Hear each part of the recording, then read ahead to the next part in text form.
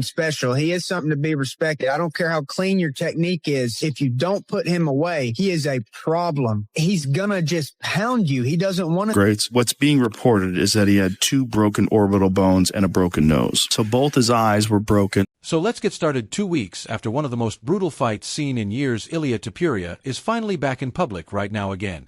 The key detail is that there was no orbital bone displacement, meaning his face simply needed around 6 to 8 weeks to fully heal.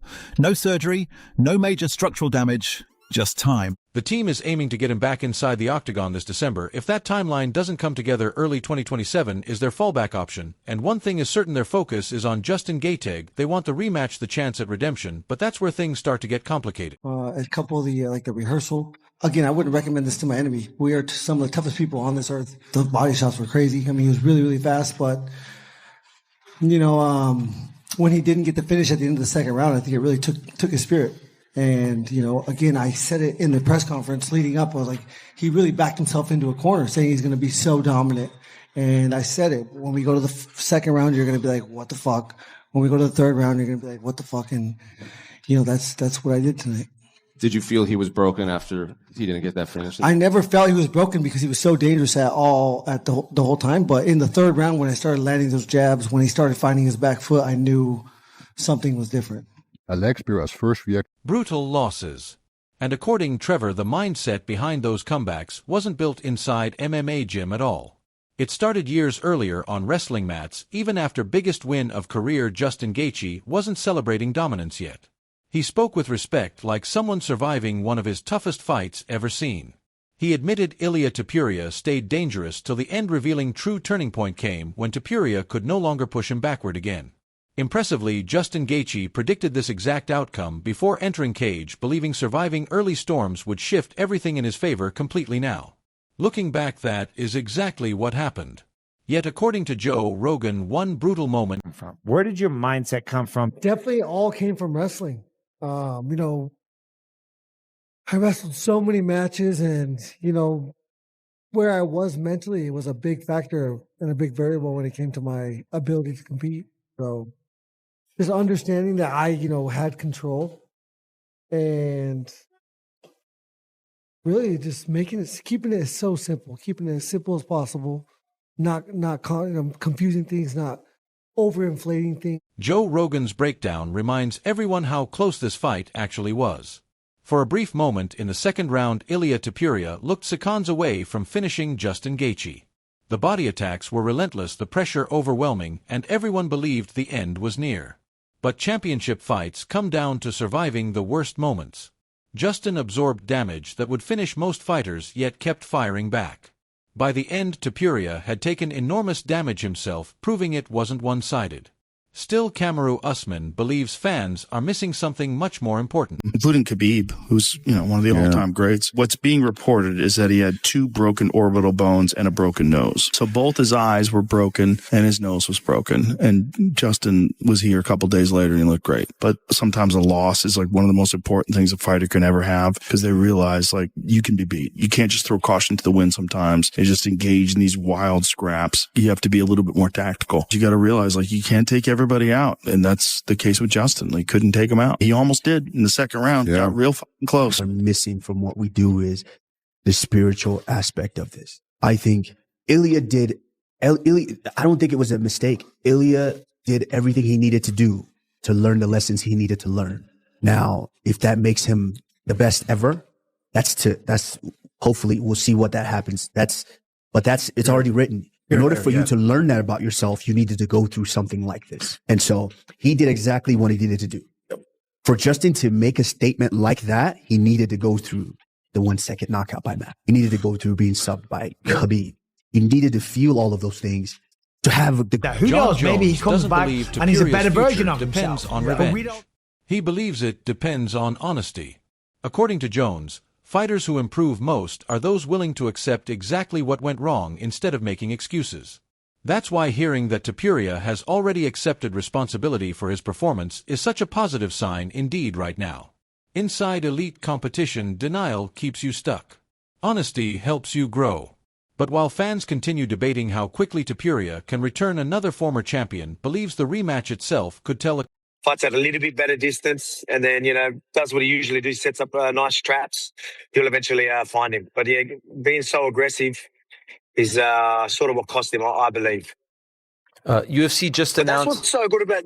That's what's so good about the story, though, for Justin Gaethje. Like, look at his career, and it didn't look like he was gonna ever actually fill the real undisputed belt, and then he goes. Man's perspective sounds interesting because he isn't discussing techniques, strategy, or rankings here. He focuses on growth.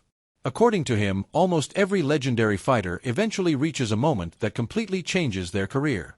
Sometimes that moment is championship victory glory.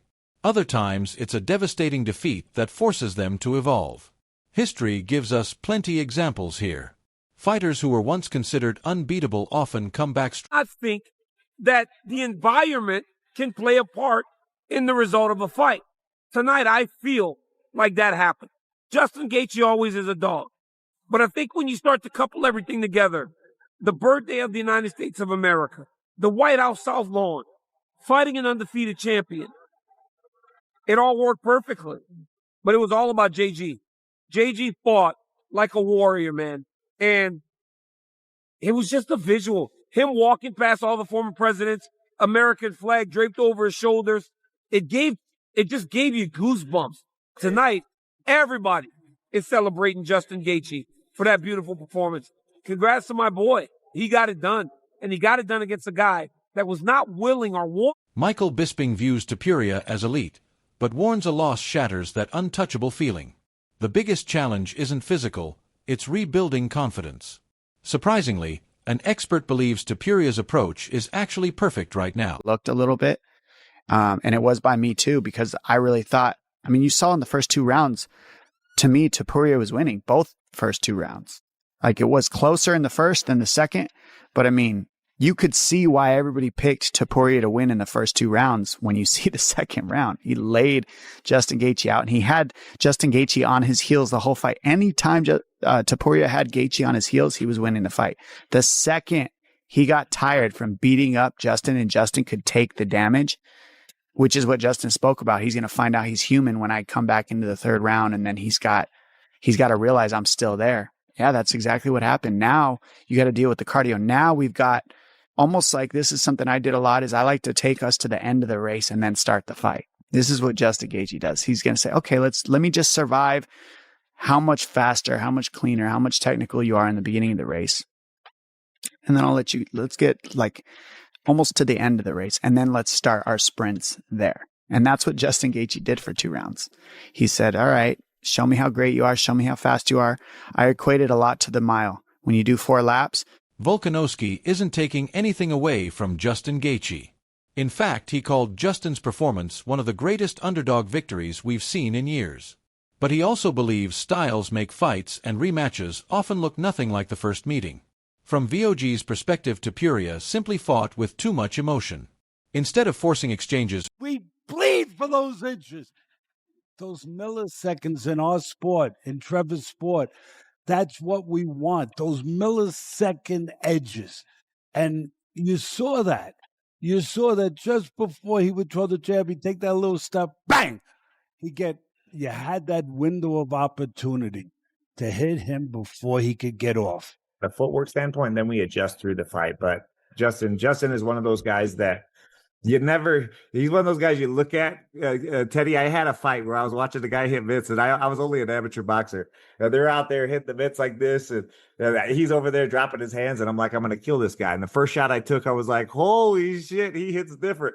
And, it's one of those things that when I think people look at Justin and he doesn't look spectacular, so they get comfortable, and then once they feel him, they have that wow effect. Justin made one thing very clear. He never said Ilia Topuria couldn't become champion again. In fact, he believes Ilia Topuria absolutely has skills to reclaim belt.